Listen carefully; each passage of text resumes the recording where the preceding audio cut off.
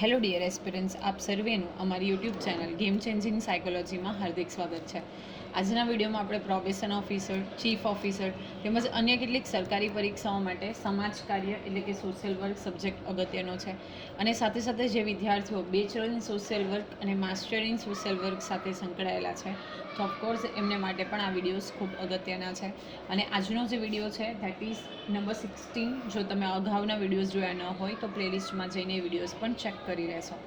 હવે આજે તમે સિલેબસ જોયો હશે તો એમાં લખેલું છે યુનિટ નંબર 2, જે અંતર્ગત સામાજિક સુધારણા અને વ્યાવસાયિક સમાજ કાર્ય એવો ટોપિક આપેલો છે, રાઈટ. તો સમાજ સુધારણા માટે કયા કયા, સ્પેશિયલી ભારતના પરિપ્રેક્ષ્યમાં વાત કરીએ તો કયા સમાજ સુધારકોએ શું શું પ્રદાન આપ્યું છે એની ડિટેલમાં ડિસ્કશન કરવું અગત્યનું છે. તો એ અંતર્ગત આપણે આજથી એક નવું યુનિટ સ્ટાર્ટ કરવાના છે, જે છે સામાજિક સુધારણા અને વ્યાવસાયિક સમાજ કાર્ય. ઓકે, તો સૌપ્રથમ આપણે જોઈએ તો બેઝિકલી આધુનિક ભારતના ઇતિહાસમાં 19મી સદીનો યુગ જે છે એ ખૂબ મહત્ત્વપૂર્ણ યુગ છે, એટલે કે તબક્કો છે. આ સમયગાળા દરમિયાન ઘણા અસાધારણ માનવીઓ છે જેમણે પોતાનું સમગ્ર જીવન સમાજના ઉત્કર્ષ માટે સમર્પિત કર્યું છે. તો જ્યારે આપણે વાત કરીએ છીએ કે આધુનિક ભારતના ઇતિહાસમાં, તો એમાં સ્પેશિયલી 19મી સદી જે છે એ ખૂબ એક્સ્ટ્રાઓર્ડિનરી સેન્ચુરી તરીકે કાઉન્ટ કરવામાં આવે છે, બિકોઝ ઇન ધેટ પીરિયડ જે ઘણા અસાધારણ એટલે કે કંઈક એક્સ્ટ્રાઓર્ડિનરી વ્યક્તિઓ છે તો એમણે સમગ્ર સમાજના ઉત્કર્ષ માટે, સમાજના ડેવલપમેન્ટ માટે, સમાજમાં રિફોર્મ્સ મેળવવા માટે પોતે ઘણા બધા એફર્ટ્સ કર્યા છે, પોતાનું જીવન જે છે સમર્પિત કર્યું છે. તેઓ સમાજમાં આવશ્યક પરિવર્તન લાવીને ક્રાંતિ લાવવામાં સફળ રહ્યા. કેટલાક સમાજ સુધારકોએ પ્રવર્તમાન જાતિ પ્રથાના શાપને તોડવા પ્રયાસ કર્યા, તો કેટલાકે છોકરીઓના શિક્ષણ અને વિધવા પુનઃલગ્ન માટે લડત આપી. તો બેઝિકલી સમાજમાં જે વાઇસીસ હતા એટલે કે કુરિવાજો પ્રવર્તતા હતા, લોકોની માન્યતાઓ હતી, તો એ તોડી અને સમાજને એક નવા રસ્તે દોરવાનું જે ઇમ્પોર્ટન્ટ વર્ક છે એ એમના દ્વારા કરવામાં આવ્યું. તેમના દ્વારા આપવામાં આવેલ યોગદાન ખરેખર અસાધારણ છે. તેમની પ્રવૃત્તિઓ અને વિચારોએ રાષ્ટ્રની નવી શરૂઆત માટે માર્ગદર્શન આપ્યું છે. તો એમણે જે પ્રવૃત્તિઓ કરી, સાથે સાથે એમના જે એ સમયના વિચારો હતા એ ખરેખર કેવા હતા, રાષ્ટ્રને એટલે કે ભારતને માર્ગદર્શક રૂપ સાબિત થયા છે. તો આજના ચેપ્ટરમાં આપણે બેઝિકલી એવા ઘણા બધા સમાજ સુધારકો અને તેમના દ્વારા કયા સામાજિક સુધારણાના કાર્યો કરવામાં આવ્યા છે તો એના વિશે ડિટેલમાં ડિસ્કશન કરીશું. તો સૌપ્રથમ ભારતમાં સમાજ સુધારકોનો સમાજ કલ્યાણમાં ફાળો અને સામાજિક ચળવળ, આ સ્પેશિયલ ચેપ્ટર જે છે એ આપવામાં આવેલું છે. તો 19મી સદીમાં એક બાજુ ભારતની રાજકીય સત્તા વિદેશીઓના હાથમાં પહોંચી ગઈ, તો બીજી બાજુ ભારતીય સમાજ પરંપરાગત વર્ણ વ્યવસ્થામાં વહેંચાયેલો હતો. એક સમય એવો હતો એટલે કે 19મી સદીમાં એક બાજુ જે આપણી રાજકીય સત્તા એટલે કે પોલિટિકલ પાવર હતો એ બ્રિટિશર્સના હાથમાં હતો, અને બીજી બાજુની જો આપણે વાત કરીએ તો ભારત જે છે એ સમાજ વ્યવસ્થાના પરિપ્રેક્ષ્યમાં વર્ણ વ્યવસ્થામાં વહેંચાયેલો હતો. વર્ણ વ્યવસ્થા એટલે કે બ્રાહ્મણ, ક્ષત્રિય, શૂદ્ર અને વૈશ્ય, તો એ જે વર્ણ વ્યવસ્થા હતી એમાં વહેંચાયેલો હતો. આ સમયે સમગ્ર સમાજમાં ધર્મના નામે અસ્પૃશ્યતા એટલે કે જે સ્પેશિયલી એસસી હતા, એટલે કે જે હરિજન જેને કહી શકીએ, શિડ્યુલ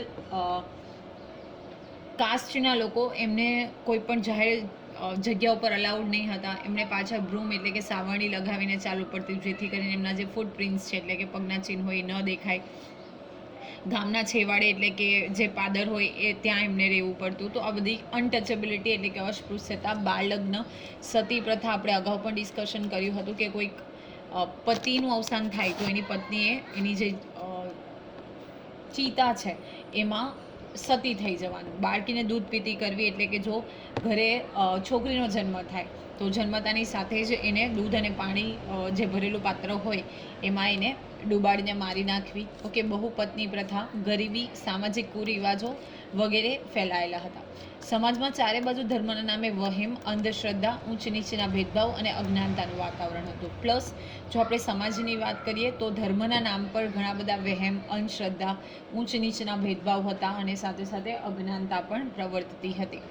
ઉપરોક્ત દર્શાવેલ પરિસ્થિતિને સમાજમાંથી દૂર કરવા અને સુસમાયોજિત સમાજની રચના કરવાના હેતુથી ભારતમાં કેટલાક એવા વ્યક્તિઓ થયા જેવા કે ન્યાયમૂર્તિ રાંડે, ઈશ્વરચંદ્ર વિદ્યાસાગર, દયાનંદ સરસ્વતી, રાજા રામમોહન રાય, જ્યોતિબા ફૂલે વગેરે સમાજ સુધારકો તરીકે બહાર આવ્યા અને સમાજને પરિવર્તિત કરવાના પ્રયાસો કર્યા. ઓકે, તો બેઝિકલી ન્યાયમૂર્તિ રાનડેની વાત કરીએ, ઈશ્વરચંદ્ર વિદ્યાસાગર, દયાનંદ સરસ્વતી, રાજા રામમોહન રોય, જ્યોતિબા ફૂલે, આ દરેક સમાજ સુધારકો છે એ સમાજ સુધારક તરીકે સમાજમાં આવે છે, એટલે કે એમણે સમાજ માટે કાર્યો કર્યા છે અને તેમની પ્રવૃત્તિઓને સુધારણા ચળવળ તરીકે ઓળખવામાં આવે છે. ઓકે, એમણે જે પ્રવૃત્તિઓ કરી એને આપણે બેઝિકલી સમાજ સુધારણા અથવા તો સુધારણા ચળવળ તરીકે ઓળખીએ છીએ. તો સૌપ્રથમ ડેફિનેશન જોઈએ, સમાજ સુધારણા એટલે શું. ઓકે, તો પ્રત્યેક સમાજમાં કોઈ સમયે કેટલીક સભાન વ્યક્તિઓ હોય છે. તેઓ પોતાના સમાજની પરિસ્થિતિની ચિંતા સેવે છે અને તેમાં પરિવર્તન લાવવા ઝંખે છે. તેઓ સમાજ પ્રવર્તક તરીકે ઓળખવામાં આવે છે. ઘણી વખત એવું હોય છે કે જે સભાન એટલે કે જે અવેર નાગરિકો છે એ સમાજમાં ચાલતા જે વાઇસીસ છે એટલે કે દુર્ગુણો છે, ઓકે, ખરાબ પ્રથા છે, તો એમાં શું કરે છે એ પોતે એ બાબતે ચિંતિત રહે છે અને સમાજમાં પરિવર્તન આવે એટલે કે ચેન્જીસ આવે એવું ઈચ્છે છે અને એવા લોકોને આપણે સમાજ સુધારક તરીકે અથવા તો સમાજ પ્રવર્તક તરીકે ઓળખીએ છીએ. તેઓની સમાજમાં પરિવર્તન લાવવાની પ્રવૃત્તિને સમાજ સુધારણા કહેવાય છે. અને આ જે પ્રવર્તકો છે જે સમાજમાં સુધારણા લાવવા ઈચ્છે છે, ઝંખે છે, તો એમના દ્વારા સમાજમાં સુધારણા લાવવા માટે જે કોઈ પ્રકારનું કામ કરવામાં આવે તો એને શું કહેવામાં આવે છે? સમાજ સુધારણા તરીકે ઓળખવામાં આવે છે. સમાજ સુધારણાના મુખ્ય 3 લક્ષણ છે જેની આપણે વાત કરીએ તો નવી વિચારસરણી સ્થાપન કરવી, એટલે કે જે જૂની વિચારસરણી હતી એને નાબૂદ કરીને નવી વિચારસરણી, ન્યૂ થિંકિંગ મેથડ જે છે એ, સંસ્થાકીય પરિવર્તન લાવવાનો હેતુ અને મૂલ્ય પ્રેરિત પ્રવૃત્તિ. તો બેઝિકલી આ જે 3 લક્ષણો છે એ આપણે સમાજ સુધારણા અંતર્ગત જોઈ શકીએ છીએ. સૌપ્રથમ આપણે જોઈએ નવી વિચારસરણી સ્થાપન કરવાનો વિચાર. તો સમાજ સુધારણાને સમાજ વિકાસની સાથે સાથે એક નવી વિચારસરણીનો વિકાસ થયો છે. પહેલો વિકાસ નવા ઉદ્યોગોની સ્થાપના કરી બેકારી દૂર થાય અને આવકમાં વધારો થાય, તેથી દેશનો વિકાસ થાય. તો જો નવી વિચારસરણી સ્થાપન કરવાનો વિચાર આવે તો સૌપ્રથમ વાત જે છે એ છે નવા ઉદ્યોગોની સ્થાપના કરવી. તમને કદાચ ખબર હશે તો એ સમયે લોકો જે છે બેઝિકલી ગૃહ ઉદ્યોગ અને ખેતી સાથે, સ્પેશિયલી ખેતી સાથે જોડાયેલા હતા અને એટલી ખતરનાક પોલિસી બ્રિટિશર્સ દ્વારા બનાવવામાં આવી હતી કે જે બેઝિકલી આપણે આર્ટિસન્સ એટલે કે કારીગરોની વાત કરીએ અથવા તો ખેડૂતોની વાત કરીએ તો એ ટોટલી એમનું શોષણ થતું હતું. ભલે આપણે રૈયતવાળી સિસ્ટમની વાત કરીએ, મહાલવાળી સિસ્ટમની વાત કરીએ કે કાયમી જમાબંધી સિસ્ટમની વાત કરીએ તો એનાથી ખૂબ શોષણ થતું અને એમની જે આવક હતી એ ખૂબ નીચી હતી. સો ઇન દેટ કેસ સૌથી પહેલાં આપણે શું કરવાનું છે કે ઉદ્યોગો એટલે કે ઇન્ડસ્ટ્રીઝને એસ્ટાબ્લિશ કરવાની છે, જેથી કરીને જે બેકારી હતી, અનએમ્પ્લોયમેન્ટ, એ દૂર થાય અને સાથે સાથે લોકોની જે આવક છે ઇન્કમમાં વધારો થાય અને ઇન્કમમાં વધારો થાય એટલે દેશનો વિકાસ થાય. એ બેઝિકલી આવી એક વિચારસરણી હતી. નેક્સ્ટ છે સંસ્થાકીય પરિવર્તન લાવવાનો હેતુ. તો સમાજની સંસ્થાઓ પરિવર્તન લાવવાની પ્રવૃત્તિ કરે છે, જેમ કે કુટુંબ, જ્ઞાતિ, સમાજ, રાજ્ય અને જેલ સંસ્થાઓમાં બદલાવ લાવવાનો પ્રયત્ન કરે છે. નવા પ્રશ્નોની બદલવાની જ નહીં પણ નવી સંસ્થાઓને સ્થાપવાનો પણ પ્રયત્ન કરે છે. જે કોઈ સંસ્થાઓ હતી એમાં બદલાવ લાવવો.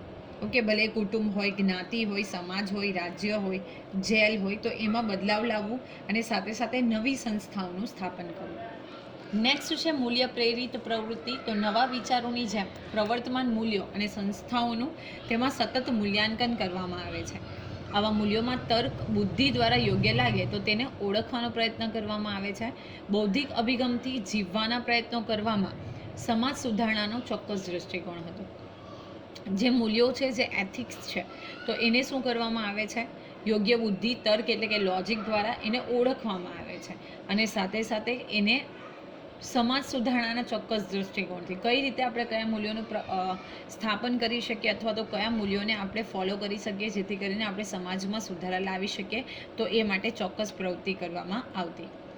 હવે સૌપ્રથમ આપણે જોઈએ તો ભારતના પરિપ્રેક્ષ્યમાં સૌથી પાયોનિયર ગણાતા એટલે કે સૌથી પહેલાં કોઈક વ્યક્તિ હોય જેણે આ સમાજ સુધારણાનું કામ કર્યું હોય તો એ છે રાજા રામમોહન રોય.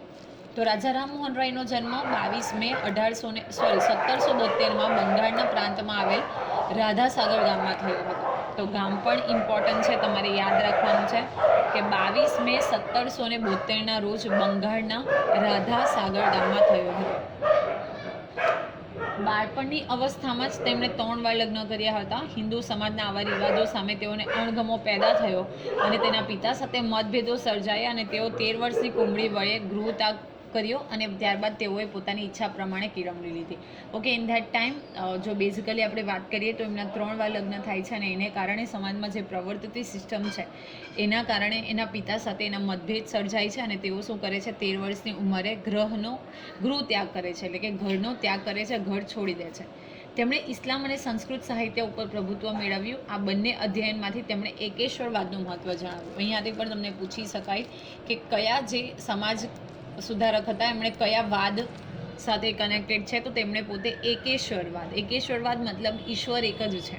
ઓકે, તમે કોઈ પણ અલગ અલગ ફોર્મમાં અલગ અલગ રૂપમાં ભલે માનતા હોય, બટ ફાઇનલી જે ભગવાન છે, ઈશ્વર છે, એક છે, એવું એકેશ્વરવાદમાં એવું માને છે. તેઓ અંગ્રેજી સરકારની નોકરીમાં જોડાયા અને અંગ્રેજી ભાષા શીખવા માંડ્યા. ઓકે, આપણે જોયું કે તે સમયે બ્રિટિશર્સ રૂલિંગ ઓવર ઇન્ડિયા, તો બ્રિટિશરની જે અંગ્રેજી સરકારની શાળા હતી એમાં એ પોતે જોડાય છે અને અંગ્રેજી ભાષા શીખવાની ચાલુ કરે છે. તેઓએ જૈન અને બૌદ્ધ ધર્મનો પણ અભ્યાસ કર્યો. આશરે 40 વર્ષની વયે સરકારી નોકરીમાંથી નિવૃત્ત થયા. રાજા રામમોહન રાયના સાર્વભૌમિક ધર્મનું પાલન કરીને ઈસાઈ બને છે અને મુસલમાન સાચો મુસલમાન બની શકે અને આનાથી માનવ માત્રમાં ભાઈચારો અને ઈશ્વર પ્રત્યેની ની ભાવના જન્માવી શકે. ઓકે, અથવા તો જન્મી શકે. અને એ શું કરે છે કે સાર્વભૌમિક ધર્મ, દરેકે દરેક જે ધર્મ છે એનું પાલન, એટલે કે એના વિશે ડિટેલ સ્ટડી કરે છે અને પોતે ઈસાઈ ધર્મ સ્વીકારે છે.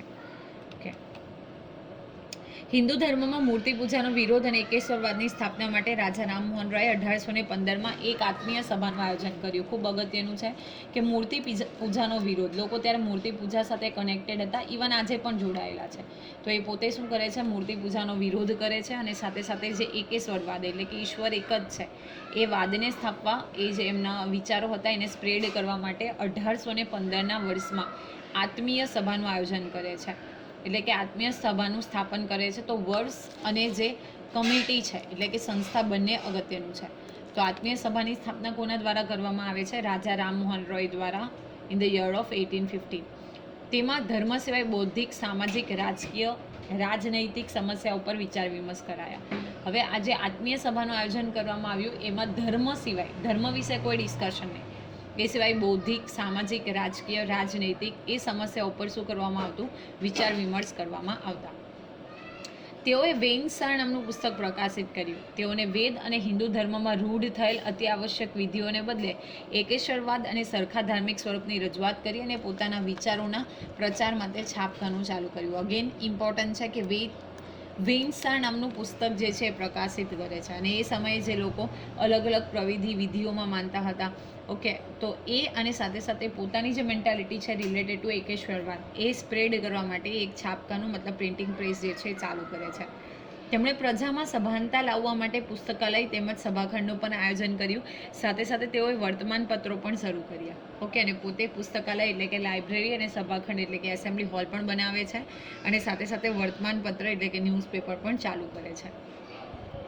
અંગ્રેજી કેળવણીના પ્રચાર માટે શાળાઓ ચાલુ કરી અને બેઝિકલી કઈ કાર્ય કર્યું એના વિશે આપણે જોઈએ તો રાજા રામમોહન રોય દ્વારા થયેલ સુધારાવાદી પ્રવૃત્તિઓ, તો એક છે સતી પ્રથાનો અંત અને બ્રહ્મો સમાજની સ્થાપના. બંને અગત્યનું છે કે આપણે જો રાજા રામમોહન રોય વિશે અભ્યાસ કરીએ તો સૌથી ઇમ્પોર્ટન્ટ સુધારાવાદી જો કોઈ પ્રવૃત્તિ એમના દ્વારા કરવામાં આવી હોય તો એક છે સતી પ્રથાનો અંત અને બ્રહ્મો સમાજની સ્થાપના. સૌપ્રથમ જોઈએ સતી પ્રથાનો અંત. તો એ વખતમાં પતિના મૃત્યુ પછી તેની પત્નીએ પણ તેના જીવનનો અંત લાવવો એવી માન્યતા હતી. આ માન્યતા રાજા રામમોહન રોયને અયોગ્ય લાગી અને આના વિશે રાજા રામમોહન રોય લખવા માંડ્યું. ઓકે, કોઈ પતિનું મૃત્યુ થતાં એની પત્નીએ પણ એના જીવનનો અંત લાવવો એવી એ સમયમાં માન્યતા હતી, જે રાજા રામમોહન રોયને એવું લાગ્યું કે તદ્દન અયોગ્ય છે અને એમના માટે એ લખવાનું ચાલુ કરે છે. આ પ્રથા અંગ્રેજોના શાસન પહેલાં ક્ષત્રિય રાજાઓમાં પણ ઉદાહરણ પ્રાપ્ત થાય છે. તમને ખબર હશે તો કદાચ જોહરનું નામ તમે સાંભળ્યું હશે. ઓકે, અથવા તો કોઈ ક્ષત્રિયની ડેથ થાય તો જે ક્ષત્રિયાણી હોય એની પાછળ પોતાનું જીવન જે છે કુરબાન કરે. આ પ્રથાનું એકમાત્ર કારણ ભારતીય વિધવાઓ પુનઃ વિવાહ કરી શકતી નથી. રાજા રામમોહન રોય આની વિરુદ્ધ અવાજ ઉઠાવે છે. ઓકે, અને શા માટે? કારણ કે એ સમયમાં એવી માન્યતા હતી કે કોઈ વિધવા હોય એટલે કે વિડો હોય તો એ પુનઃ લગ્ન રીમેરેજ ન કરી શકે. ઇન ધેટ કેસ રાજા રામમોહન રોયને અયોગ્ય લાગે છે અને તે એમના વિરુદ્ધ અવાજ ઉઠાવે છે. સતી પ્રથાનો અંત લાવવા માટે તેમણે અનેક આંદોલન કર્યા, જેના પરિણામ સ્વરૂપે અગત્યનું છે 1826માં વિલિયમ બેન્ટિકની સરકાર દ્વારા સતી પ્રથા નાબૂદ કરવામાં આવી. ઓકે, એમનો એફર્ટ છે કોનું? રાજા રામમોહન રોય. પણ એ સમયે આપણે ત્યાં બ્રિટિશર્સનું શાસન હતું એટલે વિલિયમ બેન્ટિક હતા, એ ગવર્નર જનરલ હતા. તો એના દ્વારા નિયમ બનાવવામાં આવે છે રિલેટેડ ટુ સતી પ્રથા. હિન્દુ ધર્મમાં સ્ત્રીઓ ઉપર અત્યાચાર કરવા માટે અનેક પ્રથાઓ છે, જેમાં બાળ વિવાહ અને સ્ત્રીઓ માટે આજીવન વિધવા નિર્વાહ માટે અને બાળ વિવાહનો વિરોધ કર્યો. ઓકે, સાથે સાથે બાળ વિવાહ, આજીવન વિધવા નિર્વાહ માટે અને સાથે સાથે જે બાળ વિવાહ છે એનો એ શું કરે છે, વિરોધ કરે છે.